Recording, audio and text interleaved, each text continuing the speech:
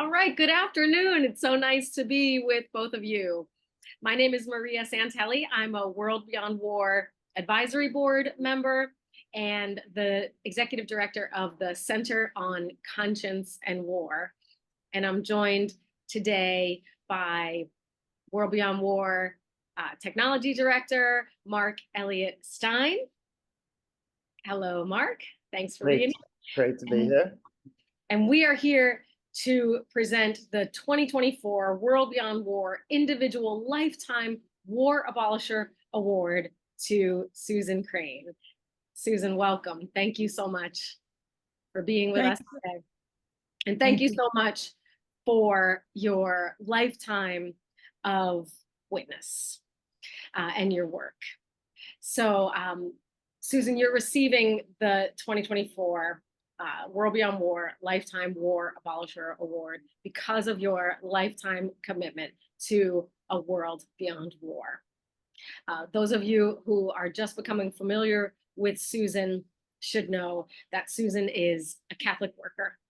She has spent time living in a few different Catholic workers around the US, including Jonah House, which is right here to our north of Washington, D.C. in Baltimore, Maryland. And the Catholic worker movement is a faith-based, nonviolent community of resistance. Susan lived at Jonah House for 15 years. She's been part of 4 Plowshares actions where activists take the words of the prophet Isaiah literally to beat swords into plowshares and literally beat with home-fashioned weapons, sometimes other implements, sometimes including spilling blood on weapons of mass destruction. So Catholic worker communities also serve the poor and people living on the margins of our societies. They not only provide service to those communities, they also challenge the reasons why people live in conditions that require them to need those kinds of services. So where is our money going that is diverted? Where are resources going that is diverted from human needs? So the Catholic worker community, which is part of my background, tries to meet those human needs, but also question why those human needs are lacking. And that is a lot of where Susan has spent her life. She currently lives in Redwood City, California at, I'm sorry, Susan, what is the Catholic worker in Redwood City, California? The Redwood City Catholic Worker House. Oh, okay. I was thinking there was a different name to it. Redwood City, California Catholic Worker is where she currently lives right now. And she is facing imminently going to report for a more than 7-month prison sentence, 229 days of prison sentence in Germany for her work at, is it Buchel Air Base? Sure. A US air base in Germany where 20 US nuclear warheads are deployed. So Susan, we're honored that you could be with us today before you head off to serve this historic sentence, the longest sentence anyone will ever serve for this type of action in Germany. Is that correct? Welcome, Susan. Thank you. It's the base is a German air base. Oh, it's a German air base, not a US air base. No. Oh. But it has US nuclear warheads. Yes, illegally deployed there. Okay. Illegally deployed there. Say more about that. Well, the US and Germany have both signed the non-proliferation treaty. And so we've agreed not to give nuclear weapons to non-nuclear nations. And Germany, as a non-nuclear nation, has signed and ratified this treaty that says they won't accept nuclear weapons. But yet the US has nuclear weapons deployed actually in 5 different countries in Europe, sort of surrounding a section of Russia. But they're at this Buchel Air Force Base in Germany. And that's where I was, along with many, many other peacemakers from Germany and Europe gathered there in resistance to these nuclear weapons. Wow. Wow. Well, we're going to ask you more about that action in a few moments. But first, since you're receiving the Lifetime War Abolisher Award, we'd like to know a little bit more. We'd like to share with our audience a little bit more about your lifetime of work for peace and justice.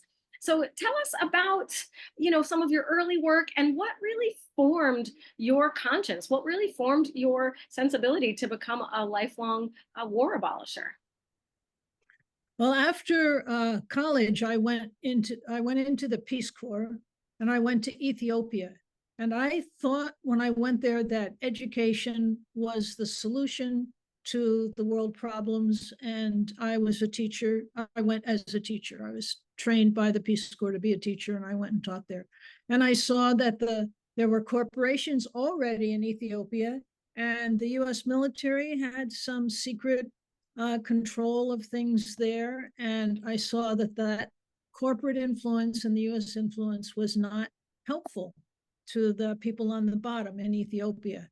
And I didn't know what to do about that, but I saw it and I thought, well, I guess I'm really not part of the solution being in the Peace Corps. So I came back to the US, and it was the middle of the Vietnam War, and there was a lot of resistance to that. And I couldn't get a job in my field, which was math. And so, because any place I applied for, they said, I'd ask them in the application, what are you doing to support the war? And they told me, they would tell me what they're doing to support the Vietnam War. And I'd say, well, then I can't work there with you. So I ended up joining a group of folks called the Radical Action Cooperative. And we were trying to live in a different way. We were trying to live as brothers and sisters, live without exchange between us, live without hierarchy, live in opposition to this empire all around us. And at the same time, we studied things that we didn't learn in college or high school that we should have learned about people's movements, about self-management, about workers, about unions. And out of that, we realized that we had to resist everything in this society. We had to resist the class. We had to resist the war making, the way hierarchy is just accepted as the way things are, the way war is accepted as the way to solve problems. So that was a big change for me. I learned a lot during that time. And out of that time, we became plumbers and electricians and printers. We decided to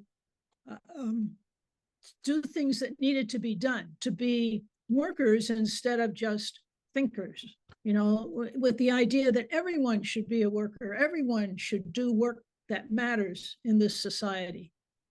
And then, of course, I had some children. And when you have kids, you realize how precious that life is, that there's something just so sacred and special about this child. And then you realize, well, every mom and every dad feels that same way. And it really brings home that all life is sacred, and that my kid's life isn't any more precious or sacred than any other mom or dad's kid's life. And I was in prison. One of the times I was in prison, there was a guard there who was very interested in Plowshare's actions and interested in what change I wanted out of society. And we talked back and forth a lot. And one day he said, I finally found what the difference is between us. The difference is that you think all life is sacred, and you think your kid's life is sacred. But I think, he said, I think all life is sacred, but I think my kid's life is more sacred than the kids' lives in other countries. And it really shocked me, because he was like a good person. He was a prison guard, and he had been in the military, but he had a good heart and he was a good person, and we had a lot in common about how we wanted to live. And so I don't know. So I know that understanding and a deep level that all life is sacred was really an important thing for me. And anyway, so I think pretty much I've thought that money is not the most important thing, that community and people is a lot more important. And I've tried to live in community most of my life.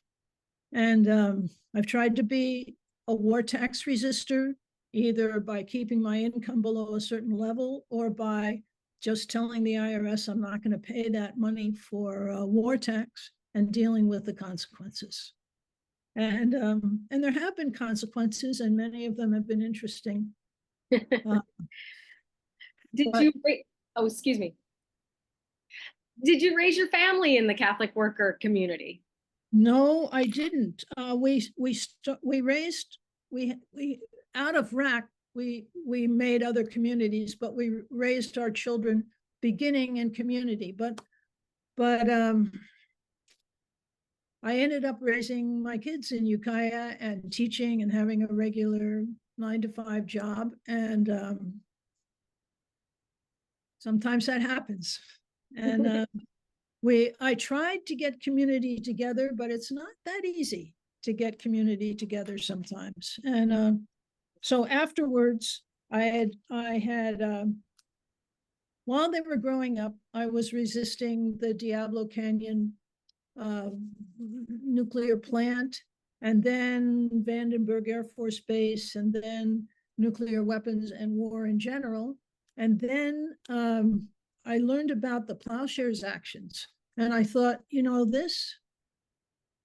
this makes sense to me. It makes sense to start converting weapons into something useful for human life.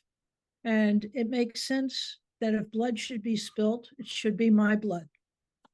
And so I was studying about that, and at the same time I was studying about how to, studying with other people of how to prepare for a Plowshares action. And we talked about fear and faith, and talked about how our faith that love is the answer has to be stronger than our fear of the consequences. And eventually I was very thankful to people that I worked with that I was able to do a couple of Plowshares actions, and then go to prison and be with the most ostracized, lowest of the low people in our country, and realize that there are a lot of wonderful people. In fact, all the women I met, I would take home to live with me if I could. I met some wonderful women, and they for the most part were just trying to hold a family together, and they were trying to do enough work to bring home enough money to raise their kids, just like I was. Only they didn't have the education or the possibilities to just get a teaching job or something, and they ended up doing other things that our society considers illegal. So tell us about the latest action and what your thoughts are about facing this 229-day prison sentence, and that you are going to be serving a sentence that is longer than any other peace activist has been sentenced in Germany. So I was living here at the Redwood City Catholic Worker, and there was a national Catholic worker gathering in Las Vegas, and I went to it, and there was a woman there, Marion Kupker, who together with John LaForge, gave a presentation about this Buchel Air Force Base and about the 64 peace groups that had gotten together to make a camp outside the base during the summer. And well, just the fact that 64 peace groups could get together and do something like have a camp for a whole summer outside the base, I thought was pretty amazing. And Marion showed us pictures of the camp and talked about these weapons. I didn't know that the U.S. had nuclear weapons stationed in other countries, or maybe I had heard that, but it didn't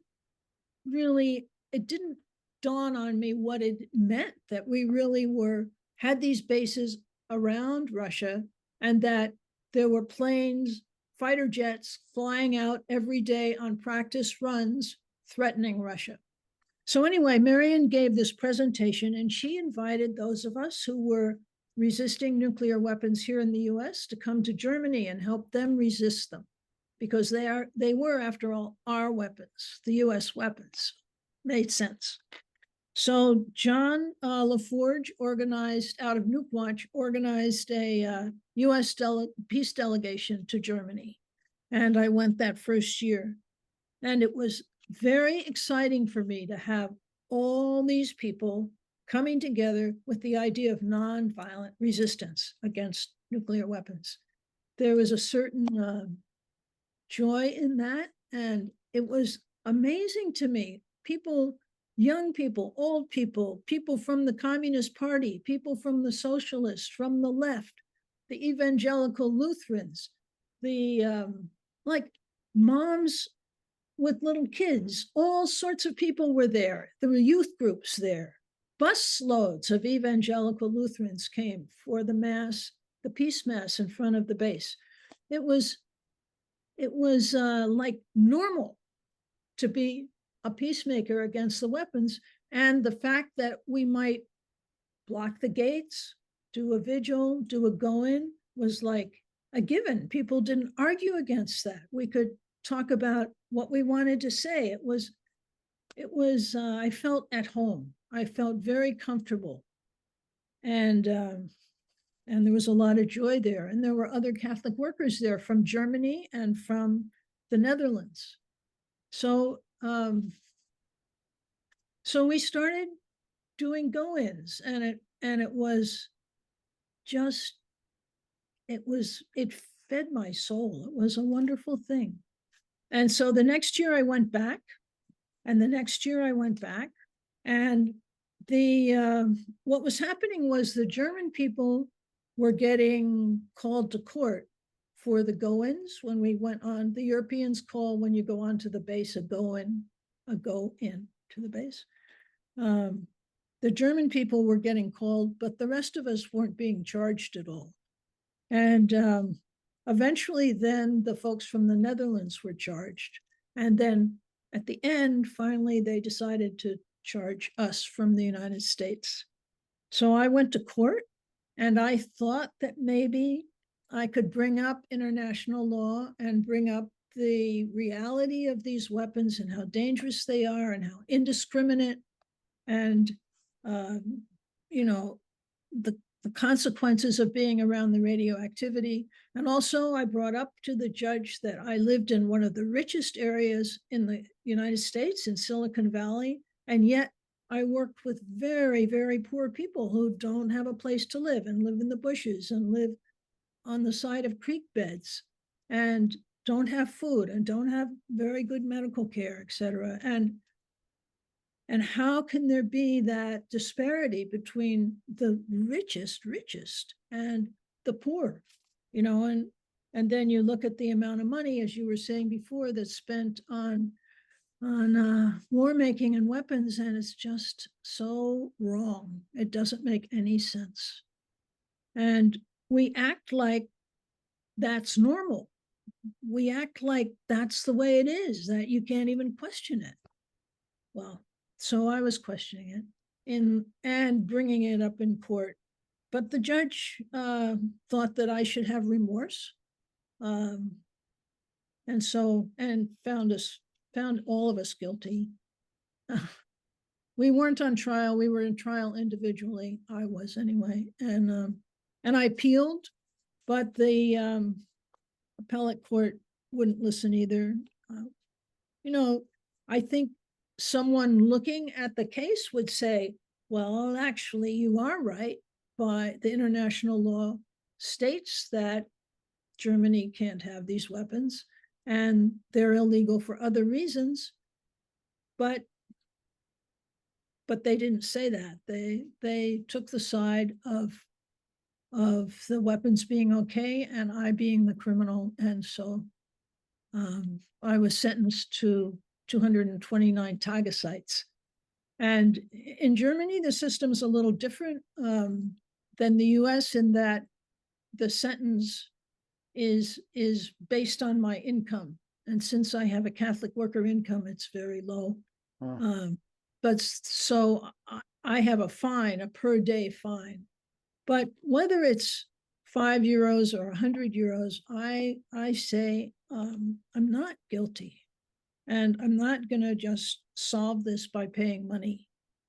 Sort of like in the US, we try not to pay bail. We try not to pay fines. We say we haven't done anything wrong. And if you're going to jail me, jail me. But that's it. And so I said the same thing here. And so I'm going back to go to jail, prison. Wow. Wow. Susan, I have to, I'm sure you know the quote from Father Dan Barrigan, who is a famous Plowshares activist, Catonsville 9, and where they made homemade napalm and burned draft cards. And he said something like, forgive us for disturbing good order by burning draft cards instead of children. But he also said, which you made me think of with the words you just spoke, he said, with respect to being arrested and brought into the quote unquote criminal justice system, he said, we have become powerless criminals in the face of criminal power. Very good. Yeah. Yep. So here you are. You've become, well, you're not a powerless criminal because your voice has power and will continue to have power because of your lifetime of witness. And we're so honored and grateful to you for that. And I could talk with you all day because it's just such a joy. And you have so many good things to say, but I want to ask you to please leave us with your thoughts that you want to share with the World Beyond War community.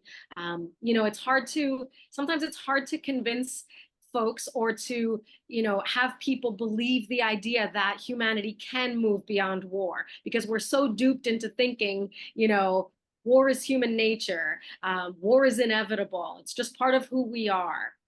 So we want to, help to shift people's thinking and give people another alternative. And I wonder what you would say. What moves you to work for a world beyond war, and why, in your view, can no war be just? Well, I think of, there used to be a time when people were cannibals and they thought that was normal, right? We used to think slavery was normal. At least we know it isn't now. So I know we can, as a group of humans, we can change. And right now we think war is normal, but we know, I think everybody knows in their heart that if you can make friends with someone who you might think would be an enemy just by being kind to them and loving them, and it can shift things. I've done that in my life, little experiments, and I think most people know that love is stronger than holding a grudge, that it's better to love than hold a grudge. And wonderful things can happen when you act that way. And I think as a community of humanity, we can do the same thing. And look what happened with the EU. Countries that have been fighting forever have been living together, and they don't even have borders now. Now, isn't that wonderful? So I think there is hope. And also, but right now the stakes are very high with climate change and with these nuclear weapons. It's like climate change, we have to act pretty fast if we're going to do something about that. And I think we have to stop spending all this money and effort on war and focus on the real needs that humanity's facing. And nuclear weapons, if they're used, could end everything too. So I think we need to focus on nuclear weapons too. But there's a certain, it's hard, but there's a certain joy that comes in community and working together. And I have a lot of gratitude for all the people I've done resistance actions with, because you don't do them alone, you do them in community. And it's really, there's nothing like community. It's so wonderful. It's wonderful to discern together because you can get over your fears. It's wonderful to make plans and let your imagination go with others because you work off each other. And I think that in community we can do wonderful things, and maybe turning climate change around, maybe getting rid of nuclear weapons is possible. Marc, is there anything you would like to add? Yes. First, so inspiring, Susan. I first want to say that the reason World Beyond War wants to talk to people like you and give the individual Lifetime War Abolisher Award is how important it is to inspire other people, younger activists coming up. I'm sure you've been watching the protests at universities, which for all of us in the peace movement is so inspiring to all of us, because we've been waiting for such a long time for students to wake up. And thank God they did. And boy, are they ever speaking in a clear voice. I can't believe anyone has the nerve to say that the students protesting against the genocide in Gaza are not informed when they are so well informed, and people who are criticizing them are often not very informed. So the inspiration that you can provide to younger people is a real need. That and the idea that you have a smile on your face now, that we can see a real natural smile. I'm sure some of that comes from a life of community. Will put a smile on people's face if you live a life of generosity and sharing. But also the fact that you are about to spend most of a year in jail, and that you still have this inner light. So what, besides the cliches, like don't ever give up, that people will always say to young people, what are the personal things that made you able to have such longevity and such clarity in your work?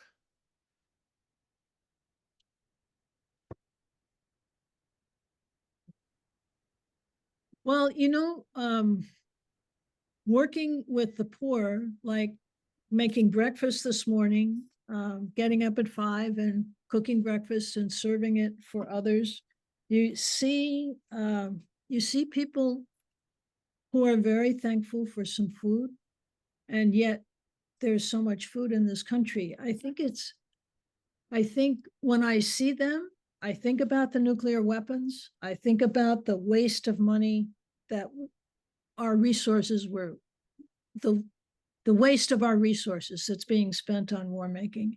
And I think that I see that constantly every day. It's like,